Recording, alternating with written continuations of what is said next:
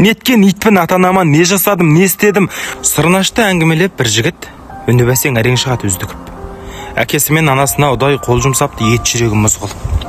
Естіп кенет зырқ еткені жүрегім. Себебі мен ата-анамды барлығым деп білемін. Жігіт айтты, ер жеткесін ренжісе олармен қатты сөйлеп қол жұмсапты, көтеріпті білегін.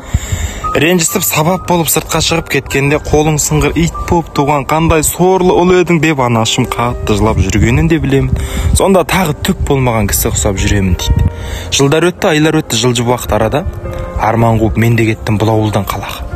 Ғашық болып қаладағы әдемі қыз балаға бас құрадым, үйлен деген ой түскен соң санаға. Жаратқаннан жазғаныма енді қызық басталды. Мінезі тез шайпау қатын болды қызым жаңағы. Бөлек шығам сенің кемпір шалдарыңа қарамайым дейді, күнде көшсек дейді қалаға тез арада. Қала жақта өмір сүру оңай емес, сонда да ата-анамды тастап көштік қарамастан шамаға. Әңгімесін жалғастыра келе жігіт күрсінді де дейді, мүмкін көп те шығар мендемін. Әйелімнен аса алмаған мен бір сорлы пендемін. Телефоным өз қалтамда, қос қолым өз денемде, көп жыл болды ата-анама хабарласып көрмедім. Денсаулығын сұрамадым, аман сәлем қылмадым. Тіпті білмеймін олар бар ма, тірі ме не өлгенін. Ата-анамда маған мүлде жалғамайды телефон, білді менің қайырымсыз иттігімді сезгенін. Жылдар өтіп, ұлды болдым, бірақ жалғыз ұлыма атаң, апаң бар еді деп әңгіме қып бермедім. Маңдайынан ескетуге ауылға да келмедім. Сайтан түртіп сол сәттерде өзімдікін жөндедім.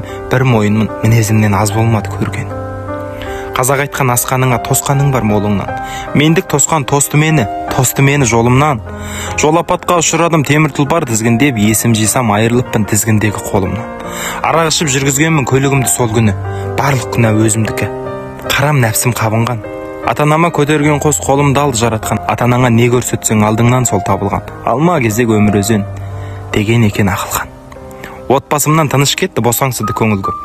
Әйелімнің қабағы қар, ал жүрегі темір боп.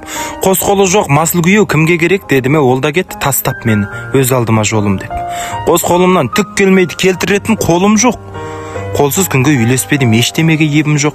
Киімімді де кие алмаймын, киім жатыр кебім боп. Күнде жылап тағдырыма нали берем, зар айтып, я жаратқан қайырадан жаза басқан едім деп. Қос қолым жоқ, қарай алмайым, балам жатыр 3 жасар. Арасында уатамын құлыншағым менің деп. Құрсақ ашып жылағанда түк келмейді қолымнан, тағы уатам жылама ғой, отоқаным қозым деп.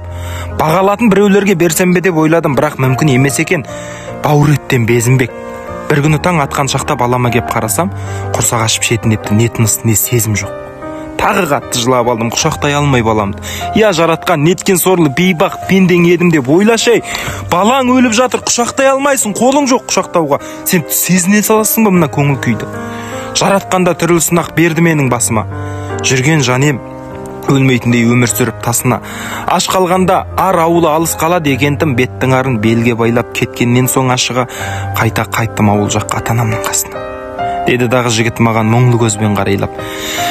Бауырым, бай болсаң да тасқындама тасыма, алуан түрлі күн келеді ер жігіттің басына дейді.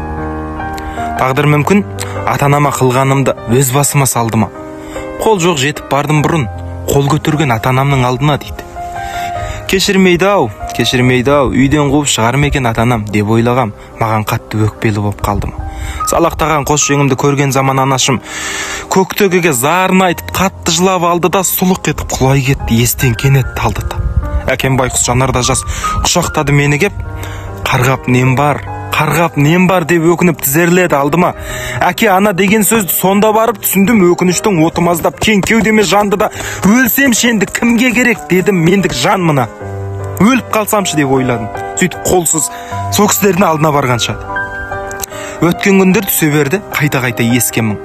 Неткен итпін ата-анама не жасадым, не істедім? Қара бетті сұрқияны тас бауырды дәлменде қарасаңшы ата-анамның екіленбей кешкенін. Кешіріп отыр ғой сонда да күнәмді. Бауырым дейді, сен де мендей мүлде қателеспегін деп маған ақылын айтты. Анаң алтын, әкең алтын, барын саған арнайды. Ұрпағың бар, ол да алтын, тынысыңды жалғайды. Шын алтынды байлығыңа сатып ала аласың, ата-анаңды ешқашан да сатып ала алмайсың.